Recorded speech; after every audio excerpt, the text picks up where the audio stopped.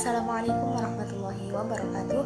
Perkenalkan, saya Risa Erviana dari kelas TMT 3C akan menjelaskan mengenai sistem bilangan dan geometri. Untuk yang pertama, kita akan membahas mengenai konsep dan juga sistem bilangan. Yang pertama kali adalah kita akan membahas mengenai angka Hindu-Arab. Angka Hindu-Arab ini berasal dari India dan berkembang di Arab. Catatan Arab pertama yang menjelaskan adalah Algoritmi de Numero Indorum yang merupakan terjemahan Latin dari karya Al-Khwarizmi. Dari bagian barat kawasan Islam, angka Hindu-Arab beserta sistem desimalnya masuk ke Eropa oleh Fibonacci pada bukunya Liber Abaci pada tahun 1202. Nah, sedangkan yang kedua yaitu mengenai bilangan pecahan dan desimal. Perkembangan tertuanya dimulai dari Mesir kuno. Brahmagupta dalam Brahma Sputasi Danta menjelaskan mengenai penulisan dan perhitungan bilangan pecahan. Juga Al-Qolasati adalah orang pertama yang menulis tanda garis horizontal di antara pemilah dan penyebut, yang mana oleh Jeff Miller itu disebut sebagai Al-Hasar, yaitu pada abad ke-12. Nah, pada desimal, cara perhitungan yang signifikan ada pada karyanya Al-Kashi, yaitu diciptakan oleh Miftah Al-Hisab, yang dilanjut oleh Simon Stevin pada karyanya Ladisme pada tahun 1585. Yang ketiga adalah bilangan negatif. Diduga bangsa Mesir kuno itu telah mengenal bilangan negatif, ditandai dengan kaki melangkah ke kanan, sedangkan bilangan positif itu ditandai dengan kaki melangkah ke kiri. Nah, matematikawan Cina kuno dan Yunani kuno itu belum menerima bilangan negatif sebagai penyelesaian satu persamaan. Nah, penerimaan bilangan negatif ini lebih maju di India. Terbukti bahwa Brahmagupta telah mempergunakan bilangan negatif hampir serupa dengan konsep modern. Dan yang keempat yaitu mengenai bilangan irasional. Perguruan Pythagoras menganggap bahwa semua bilangan adalah rasional. Buktinya akar kuadrat incommensurable dirahasiakan. Sedangkan matematikawan India kuno itu memperlakukan akar bilangan bukan kuadrat sebagai bilangan juga.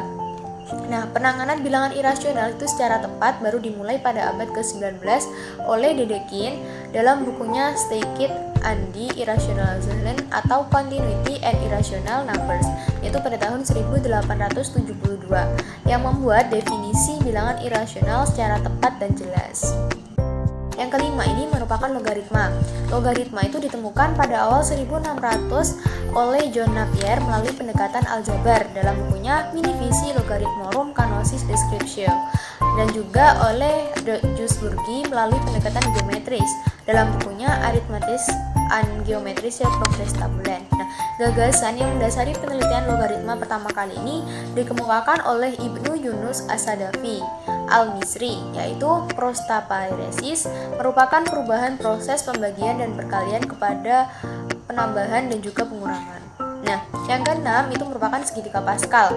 Secara independen, matematikawan Cina dan juga matematikawan Muslim atau Persia itu masing-masing menemukan segitiga Pascal. Nah, matematikawan Cina yaitu Jia Xian itu menggunakan segitiga Pascal untuk menentukan akar kuadrat dan juga akar kubik suatu bilangan. Sedangkan matematikawan Muslim yaitu Omar Khayyam itu menggunakan segitiga Pascal untuk menentukan akar suatu bilangan. Nah, segitiga Pascal itu terkenal lewat karya Blaise Pascal dalam bukunya Traité du Triangle Arithmétique pada tahun 1654. Dan Pascal ini menuliskan banyak sekali sifat segitiga dalam buku tersebut. Dan selanjutnya yaitu kita akan membahas mengenai konsep aljabar.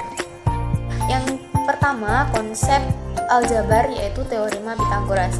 Jauh sebelum Pythagoras dan perguruannya, teks kuno dari India dan di beberapa daerah telah mengenal mengenai teorema Pythagoras, seperti terdapat pada Universitas Columbia itu terdapat pada naskah prasasti bernama Plimpton 322, yaitu mulai tahun 1900 sebelum Masehi hingga tahun 1600 sebelum Masehi, yang memuat tabel berisi 3 kolom bilangan yang ternyata itu bersesuaian dengan triple Pythagoras. Selanjutnya yaitu terdapat pada catatan kuno Chow Pin Suangjing yaitu tahun 500 hingga 200 sebelum Masehi yang menyajikan pembahasan dan bukti secara geometris tentang teorema Pythagoras. Dan selanjutnya yang terakhir yaitu terdapat dalam naskah kuno Baudayana Sulbasutras yaitu pada tahun 800 hingga 600 sebelum Masehi. Terdapat bahasan teorema Pythagoras, juga terdapat triple Pythagoras. Nah, yang selanjutnya ini adalah persamaan kuadrat. Bangsa Babilonia itu menggunakan algoritma melengkapkan kuadrat untuk menentukan penyelesaian persamaan kuadrat. Nah, sedangkan Euclid itu membahas 3 soal persamaan kuadrat menggunakan kuantitas geometri dalam bukunya yang berjudul Data, dan oleh Diopantus dalam bukunya yang berjudul Aritmetika. Dan yang ketiga yaitu Aryabhata I memberikan aturan untuk jumlah deret geometri yang menunjukkan pengetahuannya tentang persamaan kuadrat dengan kedua akarnya. Dan sedangkan Brahmagupta ini adalah penyempurna dari bangsa Babilonia, sehingga beliau memvariasikan cara Babilonia dengan kuantitas negatif. Dan yang kelima yaitu adalah Al-Khwarizmi, menuliskan tipe-tipe persamaan kuadrat dengan mengabaikan akar 0 dan juga negatif dan menyelesaikannya dengan diagram geometris dan juga prinsip melengkapkan kuadrat serta menyusun 6 macam persamaan kuadrat.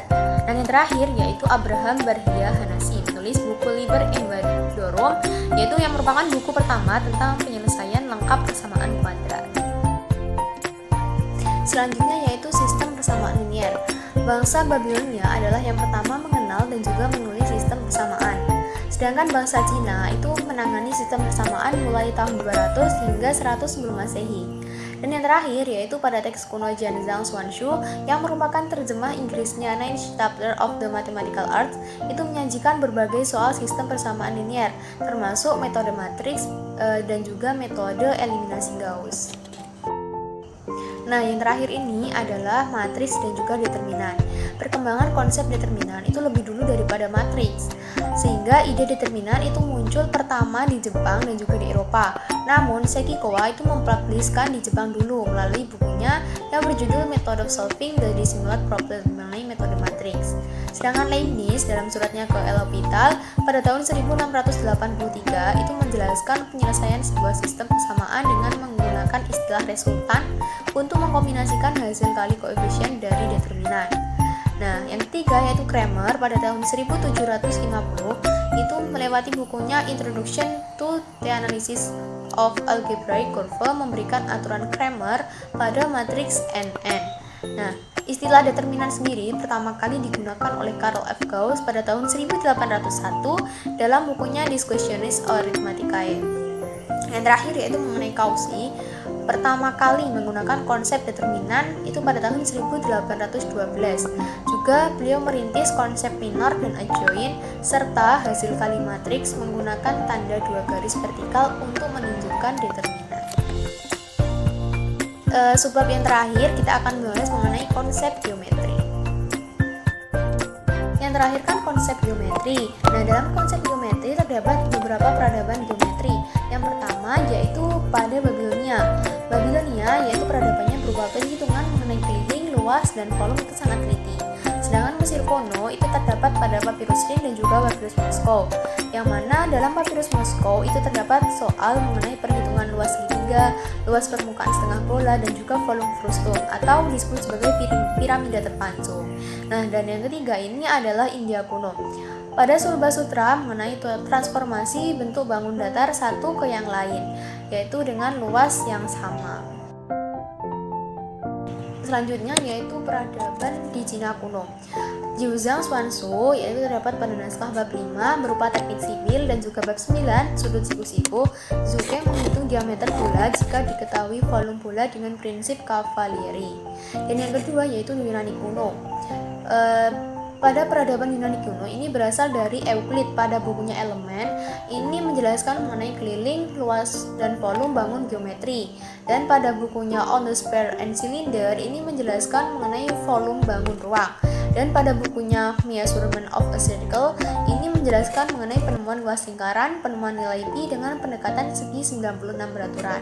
Dan yang terakhir yaitu peradaban Islam atau peradaban Arab dan Persia, berupa rintisan geometri non-Euclidean persamaan Al-Mahani yaitu berupa keliling, luas, dan volume serta penemuan integral kalkulus yang mana untuk menghitung luas volume bangun ruang. Sekian pembahasan mengenai sistem bilangan dan geometri. Ada kurang lebihnya saya mohon maaf, semoga dapat bermanfaat untuk kita semua. Wassalamualaikum warahmatullahi wabarakatuh.